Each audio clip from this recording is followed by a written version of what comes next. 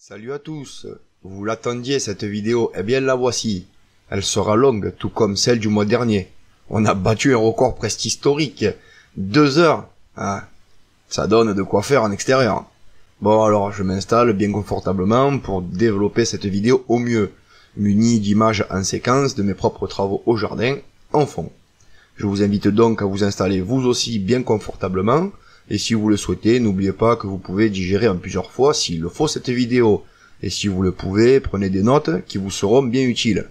On a du temps en cette période bien étrange. Passons-le à cultiver notre autonomie. En avril, c'est le retour des belles journées bien chaudes, mais aussi du froid, et parfois du gel la nuit. Le chauffage n'est pas encore éteint. Comme dit l'adage, en avril ne te découvre pas d'un fil. Confinés que nous sommes, pour le moment, il y a de quoi s'occuper au jardin en avril. Les premiers tours de tondeuse se font entendre. On recycle sa tonte, soit en composteur, pour enrichir de futurs terreaux, ou pour étaler directement au sol. On remue les composts, on vérifie le matos, si entretien à faire, on a du temps, alors on le fait. On change un manche, on graisse ce qui doit l'être, on nettoie un peu de partout, on fait l'inventaire des pots, outils et divers matériels dont on aura besoin sous peu. On prépare les godets, en vue des futurs repiquages. On s'apprête à entrer plein pot dans la saison, et une bonne part de la vidéo, quoi faire en mars, reste valable ce mois-ci, et il y a beaucoup à faire. Commençons cette vidéo avec les semis sous abri, chauffés, châssis ou serre chaude. On va pouvoir semer des aubergines, des melons, une première rotation qu'on va renouveler dans 2 semaines pour étaler les récoltes. La pastèque c'est pareil, piments et tomates en deuxième semis, concombres, premier semis à renouveler. Pour ceux qui souhaitent les faire au chaud, on peut également attaquer quasiment tous les choux. Mais j'y reviendrai plus tard car tout ce qu'on peut mettre en pleine terre ou dehors sous serre froide, on peut également le mettre sous abri chauffé pour gagner un peu. Je ne donne que cela pour le moment histoire de gagner de la place, mais si vous avez de la place, allez-y. Faites vos barquettes au chaud et vos plants seront encore plus grands vu les conditions favorables plutôt qu'en extérieur ou en serre froide. Au niveau des semis sous châssis ou sous abri froid, l'aubergine, là aussi, allez-y doucement pour voir si déjà ça sort et si ça tient. N'oublions pas que nous devons composer avec les futures scènes de glace, qui restent encore à venir, et avec le gel saisonnier. Semez du basilic, vous pouvez mettre sous mini-tunnel des carottes demi-longues, hâtives, mais pour cela, une astuce. Semez un rang de carottes avec des radis qui lèvent vite. Ils protègent la levée des carottes. Il faudra ensuite récolter les radis, pour qu'ils ne gênent pas la croissance des carottes. Et avec cette première rotation de semis, vous pouvez ajouter par exemple un rang d'oignons.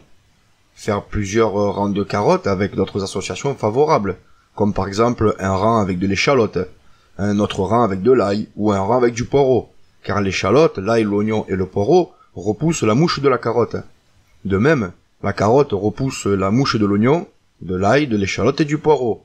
Comme ça, si vous faites des semis décalés, ça permet aussi de faire des récoltes étalées. Normalement, vous avez déjà planté l'ail et l'échalote, voire même les oignons.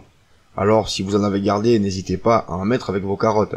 Non seulement pour étaler les récoltes, mais pensez-y, les associations favorables augmentent la résilience des légumes du potager et augmentent aussi les récoltes de légumes, tout comme les semis décalés permettent d'avoir des légumes beaucoup plus longtemps en saison et de ne pas être submergés des mêmes récoltes sur une même période. Que faire si on se retrouve avec toute la production en une fois, à écouler sur la même semaine? Ainsi, étalés, on peut plus facilement les écouler, les manger ou les préparer en bocaux, en surgelés, etc. Dans la même idée, évitons d'accoler plusieurs rangs de carottes, ou de trop serrer les rangs, car ces dernières ne s'aiment pas entre elles, et c'est le cas pour beaucoup d'autres légumes. Donc toujours sous châssis ou en abri froid, vous pouvez semer des céleris à côte, des céleris branches, des céleris raves, des chicorées, barbes de capucin, des chicorées pain de sucre, des choux cabus d'été, d'automne, des choux de Milan, d'été, d'automne, des choux-fleurs tardifs, du concombre, de la coriandre, des cornichons, des courgettes, du cresson, de l'estragon, du fenouil, du chou rouge, encore des melons, du piment, des poivrons, des potirons, du romarin, du thym, et des tomates. Et comme je le disais plus haut, c'est totalement possible si on a de la place de les mettre au chaud tous ces petits semis-là. Une véranda au sud, c'est vraiment parfait. Tout comme un endroit bien éclairé à la maison, derrière une fenêtre ou une baie vitrée. Vous avez pu voir dans mes dernières vidéos que je lance mes semis dans la maison, sur des étagères alimentées par néon. Une fois 2 ou 4 feuilles, le petit plant, hop, je le repique dans des godets. Puis une semaine plus tard, je mets le tout en serre froide. je vais vous faire une vidéo pour vous montrer comment je fais pour la chauffer cette serre froide. Soit avec une solution industrielle peu coûteuse, soit quasi gratuitement avec un bon bricolage maison que j'utilise déjà depuis des années et qui a fait ses preuves. Je vais me hâter de faire cette vidéo car on est en plein dedans là actuellement en avril et je pense que mon petit bricolage maison peut vous être fort utile pour assurer un abri en serre froide hors gel la nuit pour vos barquettes et vos godets. En avril, on commence doucement aussi directement en pleine terre, ce qu'on appelle les semis en place. Eh bien déjà, parlons des plantations des premières pommes de terre, les primeurs dites précoces. Une vidéo arrive où je vous montre comment je fais pour cette première plantation. Juste le temps de la monter car les images sont déjà en boîte. En pleine terre, vous pouvez aussi planter la roche, planter des aromatiques comme le basilic, l'aneth, l'estragon, la ciboule, le fenouil, le ciboulette, et si vous avez déjà des pieds, comme d'autres aromatiques, pensez à les diviser, c'est maintenant et ça repart très très bien. Avril, il est encore temps de planter les asperges. Pour vous y aider, j'ai déjà fait plusieurs vidéos, dont une très récemment. Je vous invite à la découvrir, cette vidéo, où je parle d'asperges de A à Z, avec plantation, histoire, entretien, valeurs nutritives, les bienfaits et les vertus. Puis je vous montre comment j'ai fait ici. Nous, on a déjà à peu près 50 pieds d'asperges, sans parler de toutes les asperges sauvages. C'est une excellente alliée santé. Je vous invite donc à en cultiver quelques pieds au jardin, même sur un tout petit espace, car une fois installé, c'est des dizaines d'années de récolte. Semez aussi, tout comme sous tunnel, la carotte longue ou demi-longue en pleine terre en respectant ce qu'on vient de voir concernant les associations favorables ou défavorables. Moi, je les colle encore sous abri pour améliorer la germination, car j'en ai et je trouve que gagner un peu, c'est toujours intéressant. Vous vous rappelez, je vous ai montré dans la vidéo serre ces fameux abris que j'avais acheté les Parkside à 5 €. C'était super intéressant, donc j'en ai pris plusieurs. Mais pour étaler aussi, il peut être intéressant de retarder le développement et la croissance pour récolter plus tard. C'est-à-dire en mettre dehors en pleine terre non abritées et d'autres abritées. Donc si on n'étale pas forcément les semis, ça peut être sympa à voir, chacun y trouve son compte avec ses solutions perso. Puis selon la latitude, il y a des choses qui fonctionnent mieux qu'à d'autres. Pareil pour les natures de sol. Les légumes à racines ont besoin d'une terre riche, profonde, bien drainée, aérée et souple. Si on n'a pas ce genre de terre, on peut préparer un petit carré dédié avec de l'apport, histoire d'avoir un endroit dédié où les cultiver. Moi ici, j'ai une terre très lourde et très argileuse, vous le savez. Il me faut donc préparer des endroits où leur pousse sera favorable. On y va aussi, comme j'ai dit tout à l'heure, pour les premières plantations de choux. On y reviendra plus tard, avec d'autres semis pour étaler les récoltes, alors pensez-y. Ne mettez pas toutes vos graines en même temps au même endroit. Semez tranquillement, doucement, un peu ici, et plus tard encore un peu par là. Moi je mets les choux sous abri, mais je sème tous les 15 jours, et je m'y tiens pour étaler au maximum les récoltes. Je mets en barquette ou en godet dans la serre froide, mais aussi en intérieur. Je sème du chou cabu d'été, d'automne, du chou cabu d'hiver, du chou frisé, du chou de Bruxelles, du chou de Milan, d'été, d'automne. Y a quoi encore? Le chou-fleur hâtif, le chou rouge, y a le chou-fleur, bon si je l'ai pas déjà dit. Je vous ai fait une vidéo, le chou de A à Z, et elle est vraiment sympa pour se donner des bons petits repères niveau historique aussi, bien fait, mode de culture, avec les vertus, etc., etc. Pensez également, si vous faites des semis pleine terre, à bien grouper par variété vos choux, pour la pose de filet plus tard, afin de limiter l'attaque des altises. Vous avez vu l'année dernière, on s'est fait ravager au potager, j'avais mis des choux un peu par-ci par-là, et du coup j'ai pas pu les protéger avec des filets. Pour de meilleurs résultats sur cette culture de choux, évitez de coller vos rangs entre les variétés, car comme la carotte, le chou ne sème pas lui-même. Donc essayez d'espacer un maximum les variétés. Faites des semis légers, car il faudra venir les éclaircir. N'ayez pas la main lourde, surtout en ces temps de confinement, où on n'arrive pas à se ravitailler. Faites durer le plus longtemps possible vos stocks de graines. Et étalez vos semis sur quelques rotations. Dans le cas où un semis foirerait, au moins vous en avez de côté. Pensez à garder vos précieuses semences à l'abri dans une boîte au sec et à l'abri de la lumière. Je vous ai déjà montré, moi cet hiver, comment je fais pour conserver mes graines dans une boîte plastique alimentaire ventilée, dans un meuble à l'abri, et avec quelques grains de riz pour absorber l'humidité. Évitons de perdre bêtement nos précieuses petites graines, car on ne sait pas encore quand on pourra sortir en acheter de nouvelles. Continuons les semis pleine terre. Si vous n'avez pas déjà fait, mettez les échalotes, des navets de printemps, des oignons blancs à confire, des oignons de couleur, du panais, du pissenlit. Les poireaux, qui quant à eux aiment bien la proximité de la carotte, comme on vient de le dire, mais aussi celle du céleri. Si vous en avez, n'hésitez pas à le coller avec les poireaux. Semez aussi des poirées, du radis rose, du scorsonère et de la tétragone. Tout cela sans y aller trop fort, on pourra dans 15 jours refaire un petit semis léger pour étaler les récoltes, je ne fais que le répéter. Et déjà voir ce que ça donne, si ça sort ou pas, en fonction de ses latitudes. J'imagine bien que vous n'avez certainement pas toutes ces semences à la maison. Mais déjà, en avoir plusieurs permet de garnir un jardin et de garantir des récoltes. Parlons rotation de semis. Semant encore des fèves, des haricots grains, haricots verts, premier semis, des pois à rames, grains ridés et grains ronds, des pois mange-tout, des pois nains et à grains ridés ou à grains ronds. Faites en fonction de vos latitudes, certains semis craignent fortement le gel, ne faites pas lever trop tôt. Et n'oubliez pas par l'association favorable, comme je l'ai dit depuis le départ de cette vidéo, que toutes les familles de pois, par exemple, haricots, fèves, ne supportent pas la famille des oignons, des échalotes, de l'ail et du poireau. Ce serait une association dite défavorable, tout comme une règle simple, pas de haricots nains à côté des haricots à rames, car ils ne s'aiment pas entre eux. Par contre, les pucerons des haricots sont éloignés par la sarriette. Semez en pleine terre là aussi les épinards d'été et d'automne. Mais souvenez-vous que les épinards produisent une substance qui gêne la croissance des betteraves et des blettes, donc ils sont à éloigner. Cette année, comme je vous l'ai montré dans une vidéo récente sur mes semis, je vais essayer l'épinard fraise. Je vous en donnerai des nouvelles. Semez aussi les chicorées frisées, les laitues à couper, les laitues paumées d'été, d'automne, la batavia, la laitue romaine, les scaroles aussi. Bon à savoir, la laitue évite aux radis, navets et choux raves d'avoir leurs feuilles trouées par les altises. Et le cerfeuil, lui, repousse les limaces qui mangent les salades. Par contre, les salades ne supportent pas le persil ni le céleri. Voici de belles associations à se souvenir. C'est à peu près ce moment-là où on commence à prendre des notes. Donc n'hésitez pas à reporter sur papier, comme pense bête ces informations-là.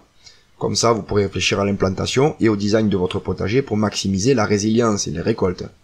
Et puis c'est pas fini, continuons sur les semis pleine terre, qui, je le répète, peuvent être semés sous abri au chaud ou en serre froide. Mettez le persil racine, le persil frisé ou non, le céleri à couper, le rutabaga, ou bien des salsifis. Je donne toutes ces possibilités de semis à titre d'info. Si vous n'en avez pas, ce n'est pas grave, il y a beaucoup de variétés là, qui avec le confinement, je le sais, on n'a pas. Faites ce que vous pouvez et surtout, faites avec ce que vous avez. Au niveau des plantations zéro piquage, en allant au jardin, à l'aide d'une bêche, divisez les touffes de ciboulettes, puis replantez-les à différents endroits. Vous pouvez faire pareil avec la menthe et plusieurs autres aromates. Repiquez les choux-fleurs que vous avez déjà semés. Repiquez les laitues paumées de printemps, les batavias. Repiquez aussi les poireaux si vous en aviez déjà fait. Repiquez aussi les choux de Milan d'été qui ont été semés en début de mois. Si vous êtes au deuxième semis, repiquez melons et tomates qui étaient en barquette. Mettez-les dans des godets individuels. Si vous avez semé plus tôt, repiquez l'ail blanc, les artichauts achetés ou prélevés sur pied mer. Pour ma part, ici, il fait encore trop froid pour les repiquer. Ils commencent à être bien jolis. Ils sortent le deuxième paillet de feuilles. Je vais encore attendre quelques semaines avant de les sortir. Repiquer les céleri branches comme j'ai pu le faire il y a quelques mois. Je vous l'avais montré en vidéo. On peut encore le faire maintenant. Ça repart, il n'y a pas de souci. Repiquer les crosses du Japon ou plantez-les. On continue de planter des fraisiers aussi. C'est la bonne période pour avoir de beaux fruits d'ici quelques semaines. Pour vous aider, je vous en réfère à ma vidéo La fraise de A à Z, où là aussi je développe le sujet avec l'histoire, les bienfaits, les modes de plantation, l'entretien. Aussi, n'hésitez pas à accompagner la plantation de fraises avec l'ail, qui évite aux fraisiers de pourrir. Ou, petite idée sympa, regardez ma vidéo La tour à fraises, en serre froide, que j'ai fait récemment. J'ai déjà des fleurs sur ces fraisiers qui sont en abri. Alors que dehors, bon, y a pas encore de fleurs. Ils commencent juste à se réveiller, commencent à pousser, à faire un peu de photosynthèse. Sinon, d'ici 2 à 3 semaines au mois d'avril, on va commencer à buter les premiers rangs de pommes de terre. Éclaircissez les semis qu'on a fait le mois dernier, comme les carottes, les choux, etc. Et les semis qu'on vient de faire, aux premières levées, ne laissez pas partir tout ce beau monde dans tous les sens, en tapis épais. Ça n'aide pas. On doit agir, quitte à sélectionner les plus beaux spécimens, à les aider en aérant et en retirant leurs voisins qui sont trop proches. Respecter un bon espace entre chaque plant leur assure une bonne croissance sans gêne. Plantez encore si vous en avez des arbres fruitiers et des petits fruits, surtout au verger. Ce que vous avez fait raciner avec des boutures par exemple. Plantez les framboisiers. Dans les vidéos précédentes, on les avait déjà entretenus et on avait récolté des boutures qui devraient avoir raciné maintenant. Alors mettez-les. Greffez les arbres fruitiers. J'ai déjà fait quelques vidéos là-dessus. Je pensais pouvoir en faire d'autres, mais avec le confinement, mes greffons sont trop loin pour aller les chercher. Faudra attendre encore. Je vous comprends, c'est pénible. Moi aussi, franchement, je suis blasé de devoir perdre une année sur les greffes, mais tant pis. C'est comme ça. Le confinement oblige à rester sur place, et limiter ses déplacements au strict minimum pour limiter la croissance de ce virus. Respectons le confinement et restons patients. Il faut en finir au plus vite et évitons les situations à risque. Il n'est pas temps d'attraper cette cochonnerie-là. Enfin, revenons à nos moutons. En avril, on peut encore bouturer, à vous de voir ce que vous avez sur place, quoi. Faites-vous plaisir. Si vous avez des greffons, alors greffez. Greffez par exemple en fente les pommiers, les poiriers, les noyers ou les néfliers. Vous pouvez aussi greffer en écusson les poiriers. Vous pouvez bouturer la vigne en coupant des sarments de 25 cm, comprenant 2 à 4 yeux et en conservant un talon ou une crossette. Les racines, à ces endroits-là, s'y développent très bien. Enterrez-les dans un mélange très léger de 2/3 de leur hauteur, comme je vous l'ai montré dans les précédentes vidéos. Et maintenez le mélange humide. Si vous aimez la vigne, je vous ai fait des vidéos la concernant. Je suis limité à un lien que je peux mettre dans une vidéo, mais avec les petites images que je vous colle là, vous avez le numéro de la vidéo ainsi que le titre, et vous pourrez facilement les retrouver sur la chaîne. Installez également vos haies. J'avais fait plein de petites boutures que je vous ai présentées dans la serre. Eh ben je viens de les installer en tant que brise-vent. Installez aussi vos conifères, vos arbres et arbustes persistants. Les rosiers en conteneur aussi. Allez, plantez-les. Plantez. Plantez les actinidia, autrement dit les kiwis. Mais faites attention au grand froid. Sinon attendez encore un peu. Palissez vos jeunes fruitiers pour leur donner la forme voulue. Comme j'ai pu vous le montrer par exemple pour le poirier, avec des fils tendus on peut orienter les branches. Aérez autour des pieds de vos fruitiers, binez légèrement. Et pourquoi pas nourrir un peu vos arbres avec du lombrité, du sang séché, de la corne broyée, un peu de compost et un petit paillage au pied n'est pas un luxe. Plantez, comme on l'a déjà dit, les fraisiers, mais surtout, nourrissez-les, ceux qui sont déjà en place. Pensez aussi à les pailler. N'oubliez pas que tous les fruitiers ont besoin d'aliments pour fructifier. Même s'ils produisent déjà sans rien faire, leur apporter une bonne nourriture en plus de la taille, en vert et divers, les aide à fructifier et à donner de beaux fruits bien sucrés, d'un beau calibre et généreux. Tout ça sans épuiser l'arbre. On commence aussi à voir les premiers élevages de pucerons sur nos arbres au verger, j'en ai remarqué de partout. Alors placez le long de vos troncs une petite bande de glu qui protégera en partie ces attaques-là qui fragilisent vos fruitiers. Parce qu'en pleine saison, ils auront besoin d'un maximum de sève. Ne laissez pas ces petites bébêtes sucer jusqu'à la dernière goutte de vos précieux, sans quoi il pourrait y avoir de gros dégâts. C'est maintenant qu'on commence à faire ce genre de choses. C'est sûr que c'est pas très cool, mais plutôt qu'avoir un arbre dévasté, je préfère le protéger. Parlant greffe, si on sait faire et qu'on a des greffons, on peut s'amuser à greffer ce mois-ci. Par exemple, en flûte, les châtaigniers, en couronne, les figuiers ou bien les oliviers, en fente ou en couronne, les pommiers et les poiriers, en demi-fente, les grenadiers, en fente, les noyers, les néfliers communs, en écusson, on peut faire aussi les poiriers, en incrustation, on peut faire les abricotiers ou les kiwis. Si vous êtes connaisseur, vous avez de quoi faire ce genre de greffe sous la main, eh ben, il faut attendre le bon moment, vous le savez. C'est une liste que je donne, c'est pour donner des idées, mais elles interviendront à différents moments à partir du mois d'avril.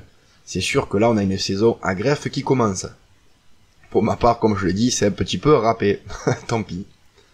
Pensez aussi à tailler les jeunes pruniers, surtout ceux nouvellement plantés, en réduisant la ramure de moitié lorsque les bourgeons seront à demi-éclos, pour obtenir plus rapidement un port de charpentière solide, qui portera des fruits plus rapidement. On épaissit les bois. Je vous l'ai montré dans 2 vidéos différentes faites récemment. En préventif, vous pouvez pulvériser aussi une décoction de prêle, d'ail ou de purin d'ortie, qui aidera vos jeunes fruitiers. Là, c'est un peu plus dédié au sud.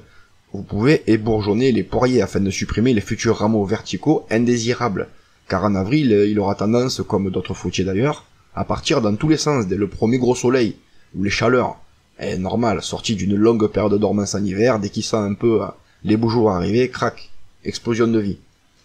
Vous pouvez tailler si besoin les oliviers, vous pouvez aussi bouturer les figuiers de Barbarie, greffer en écusson les agrumes et les kakis si vous savez le faire. Là pour ma part, moi je n'ai encore jamais fait, donc on verra en détail ça un peu plus tard.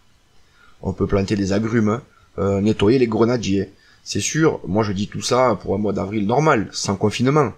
Mais cette vidéo, elle sera encore valable en avril de l'année prochaine. Et là, vous pourrez de nouveau avoir accès au magasin spécialisé, où on se souviendra que cette année 2020, on a la plupart des choses à faire qui n'ont pas été faites. Et oui, cette année, c'était impossible de faire tout ça, donc bon, si cela peut aider à prendre conscience aussi qu'il est pas mal de préparer pendant l'hiver, comme je l'avais dit dans d'autres vidéos, de commencer à prévoir son design, faire un peu l'inventaire des semences et commencer le plus tôt possible à regrouper et compléter les collections. Stocker quelques mois à l'avance plutôt que d'attendre le dernier moment et voir des ruptures sur certaines variétés. Si tout le monde prend en même temps les mêmes choses, on arrive souvent à des rayons vides qui sont en attente de leur approvisionnement. Pour ça que depuis des années, je commence à chercher certaines variétés en hors saison et à l'avance, à l'état de semence, pour les avoir sous la main au moment venu. En pleine saison, avril par exemple, en temps normal d'habitude quoi, on sait que le rayon graines des magasins est très sollicité par les jardiniers qui veulent semer très souvent les mêmes variétés au même moment, donc ça s'épuise rapidement. Pensez à faire vos petits stocks un peu en amont. Parlons maintenant côté fleurs et ornements. Semer en pleine terre les fleurs annuelles telles que la gaillarde, le pavot de Californie, la capucine, le meuflier, les cosmos, les zinnias. Une petite vidéo arrive d'ailleurs que je vais de vous faire. J'ai préparé une petite zone pour les fleurs à papillons et butineurs. Donc mettre des petites zones comme ça à fleurs au jardin, c'est génial, ça aide beaucoup la pollinisation de vos plantes. Plantez aussi les dahlias ainsi que les bulbes qui fleuriront en été ou à l'automne. Les lys, les glaïeuls et les canasses. J'ai trouvé des paquets pendant l'hiver, je vous l'ai vu, vendus à moitié prix, même bradés. Allez hop, je les ressors et je les plante. C'est le moment de préparer les jardinières des balcons et terrasses que vous garnirez de fleurs d'été en mélange ou autre. Si vous n'avez pas accès au terreau, tamisez l'ancien terreau, humidifiez-le, utilisez si vous avez du lombridé pour nourrir un peu. Par exemple avec du marc de café, pourquoi pas. Depuis déjà plusieurs mois, on parle de lombricomposteur. J'ai d'ailleurs fait une vidéo très complète sur le sujet. J'ai le mien depuis très longtemps et il me suit depuis ce temps-là où je vivais dans un petit appartement. Il était dans la cuisine et je n'avais aucune gêne. Il me permettait de nourrir mes plantes en bac. Très utile et pratique comme solution d'autonomie, surtout dans des périodes comme on traverse en ce moment. Pensez-y, c'est pas coûteux et ça peut rendre de grands services que d'avoir un petit lombricomposteur à la maison. En plus, c'est super intéressant de montrer aux enfants comment font les vers pour dégrader les matières qu'on ajoute dedans et fabriquer un sous-produit très utile au jardin. C'est un petit peu le cycle de la vie. Sinon, au fur et à mesure, vous avez vu, belle et magnifique, mais enlevez les fleurs fanées des narcisses, des jacinthes et des tulipes, sans toucher aux feuilles ni aux bulbes. Taillez les arbustes à floraison printanière, dès que leur floraison est finie. Bouturez les hortensias, qui se fait très bien en cette période, et marcotez la glycine si vous en avez. Si vous avez des haies, c'est le moment de les tailler aussi, et de mettre à composter les coupes. Dans certains cas, c'est pas l'idéal, comme par exemple le laurier palme. Mais bon, moi j'en ai déjà mis à broyer avec d'autres essences, et ça passe. En petite quantité bien mélangée, je l'ai mis, j'ai pas eu de problème particulier. Allez, sinon, partons maintenant aux ruches. Nous, on devait installer une ruche cette année. Bon, on va attendre, hein, ou pourquoi pas peut-être en fabriquer une. Je regarde si j'ai les matériaux nécessaires sur place et le temps de le faire. Quoi qu'il en soit, si on tente une fabrication, il y aura des vidéos, ne vous inquiétez pas. Comme d'ailleurs, je vais faire des vidéos pour installer des pollinisateurs avec gîte et couvert. Des gestes simples, avec un peu de récup pour améliorer la vie du potager, hop, on leur installe une petite maison et c'est réglé. À la ruche, l'activité a repris plein pot. Il est temps de remplacer et de rajouter des cadres, voire une hausse dans les colonies les plus actives et vigoureuses. En ce moment, elles sont de sortie et trouvent pleines de fleurs fraîches à butiner. D'où l'intérêt de mettre des tonnes de fleurs au jardin. La ruche devra être divisée 2 fois en ce mois d'avril, afin d'adapter au mieux son aménagement et son activité débordante. On sera attentif aux évolutions, car ça peut aller très très vite en cette période. Au rucher, les colonies s'agrandissent, donc on va ajouter peut-être 2 cadres. Pour ceux qui utilisent des divisibles, la deuxième hausse est en plein développement. Vous effectuez une seconde visite au cours du mois pour remplacer au moins 2 cadres sur 10 au minimum. Vous pouvez agrandir le nid à couvain, en périphérie. Tentez aussi, pourquoi pas, de mettre des cadres juste filés, sans cire, et laisser faire les abeilles qui fabriqueront une cire naturelle. Cette visite doit être effectuée suffisamment tard pour que les températures soient déjà bien clémentes la nuit, et suffisamment tôt pour que les ruches ne soient pas trop développées. Pour les ruches divisibles, vous pouvez vous contenter de remplacer la 3e hausse par une hausse propre et désinfectée. On peut sinon y passer un petit coup de chalumeau rapidement à l'intérieur. À la fin du mois d'avril, il sera possible pour les colonies les plus fortes de poser les premières hausses à miel. Mais pour cela, vérifiez bien que toutes les ruelles sont occupées et regardez que les abeilles ont ciré de blanc sur le dessus des cadres. C'est ça le signal. Laissez développer les colonies trop faibles et essayez de comprendre pourquoi elles le sont, en dehors du fait qu'elles soient jeunes. Et important, je le répète, une intervention au rucher se fait toujours par temps clair, ensoleillé et sans vent, et si possible à une température ambiante supérieure à 13 degrés. Il faudrait pas qu'elle prenne froid. Parlons du bassin maintenant. Donc ça fait déjà plus de 20-25 minutes là. Finalement, elle va pas être si longue que ça cette vidéo, mais quoi qu'il en soit, elle est riche d'informations. Le bassin, tout comme les ruches, c'est plein de vie en avril. Pour les petits bassins, le système de filtration doit être remis en état de fonctionnement, et les poissons à nouveau nourris. Les plantes rustiques de berges ou flottantes peuvent être réinstallées. Elles serviront d'abri aux batraciens qui sont en pleine période de reproduction. Il n'est pas rare de trouver des substances gélatineuses un peu de partout. Normal, c'est leurs œufs. Le mois d'avril sonne le début de la période de reproduction pour de nombreuses espèces, comme les poissons rouges, les crapauds, mais aussi les grenouilles et insectes, qui sont en pleine activité. Pour ceux qui ont une mare comme moi, c'est le bon moment de faire la récolte. La récolte? Ben oui. On prend un râteau et on vient tirer la vase de fond, avec les feuilles en décomposition. C'est une véritable manne. On mettra ce mélange dans le composteur pour avoir un super terreau enrichi, ou on peut aussi l'étaler au potager. Pensez à toute cette eau qui a accumulé en fait ce sédiment et ces feuilles qui ont été stockées sur place, ça va se dégrader, ça sera une super matière organique. On ne vit pas chez les bisounours, alors prenez garde aux hérons. Avec les beaux jours, il y a des chances qu'ils viennent se servir dans votre bassin. Installez un filet si jamais vous avez repéré sa présence pour protéger vos poissons. Plantez aux abords du bassin de la prêle, la salicaire, les soucis d'eau ou encore des iris des marais, qui viendront égayer le décor. J'ai mis quelques semences en culture dans des bacs pour voir si ça part bien, vu que je ne peux pas aller en acheter en magasin. J'avais acheté ces semences par internet pendant l'hiver, je sais pas du tout ce que ça va donner, donc on verra bien. Attendez la fin du mois, des journées plus favorables pour mettre les plantes aquatiques, en commençant par les espèces non gélives. Allez-y progressivement, il faudrait pas que ça claque d'un coup avec le froid. Renseignez-vous toujours sur la profondeur spécifique à chaque type de plante, avant la plantation, car elle diffère selon les espèces.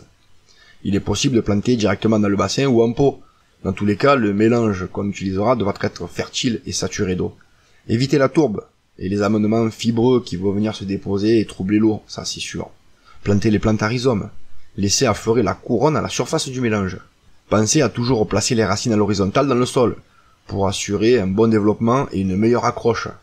Les plantes flottantes seront simplement posées à la surface. Elles s'y développeront bien ensuite.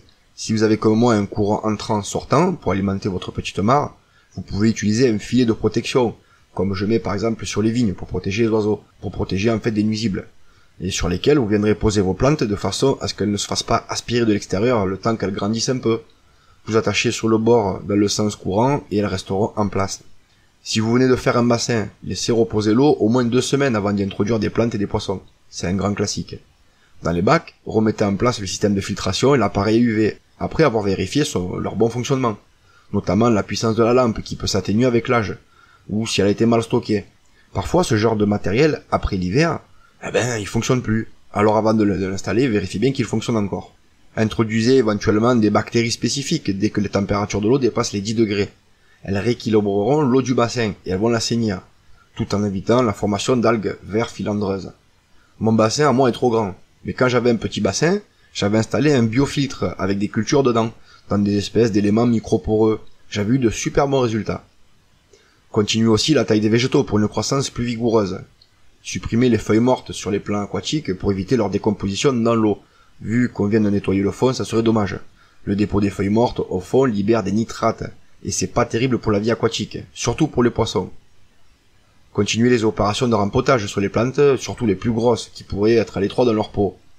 Sortez progressivement à l'air libre les plantes les plus fragiles qui étaient entreposées à l'abri avant l'hiver, afin de les accoutumer doucement aux températures extérieures, quitte à les re-rentrer pendant la nuit en abri.